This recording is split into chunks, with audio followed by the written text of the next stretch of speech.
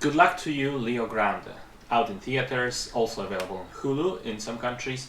New film starring Emma Thompson and Daryl McCormack, marketed as a comedy, but in reality I'd describe it much more as a really funny drama. That's to say that while there is genuine humor in it and humor that works, that made me laugh out loud at some points, it is fairly serious at times as well and says a couple of important things about sex positivity. The story revolves around two characters. Emma Thompson plays Nancy, a middle-aged woman who, at the beginning of the film, books an appointment with Leo Grande, played by McCormack, a sex worker.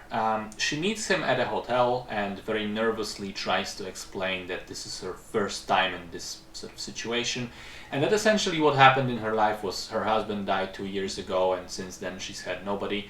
But even when he was still alive, their sex life was always something very boring and uneventful. And so she sort of wants to try things. She wants to see what she has been missing all these years. See what it's like to sleep with someone else, someone young and attractive. She wants to try stuff like oral sex. She wants to experiment with what she's never tried before. And as it happens, she hasn't really tried a lot. She's a rather repressed person, sexually speaking, rather conservative outlook on life as well, even admits to chastising others in the past for things like wearing skirts that were too short, etc.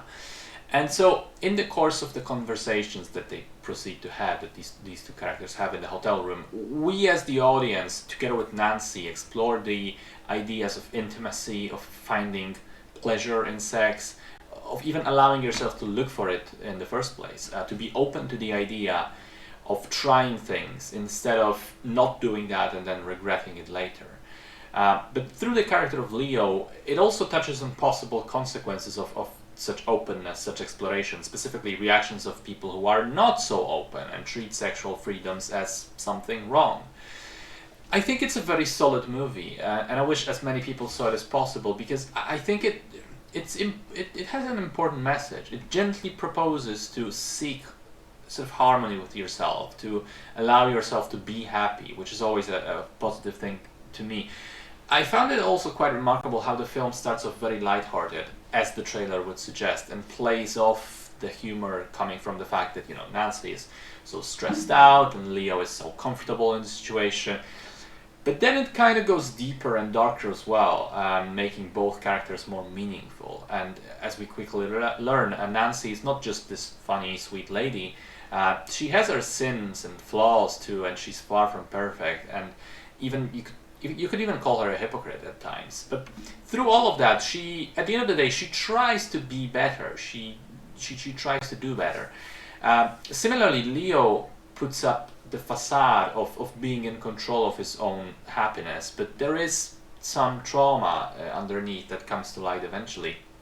And so the film goes darker, but then by the end it manages to find its optimism again, to find some sort of hope and redemption.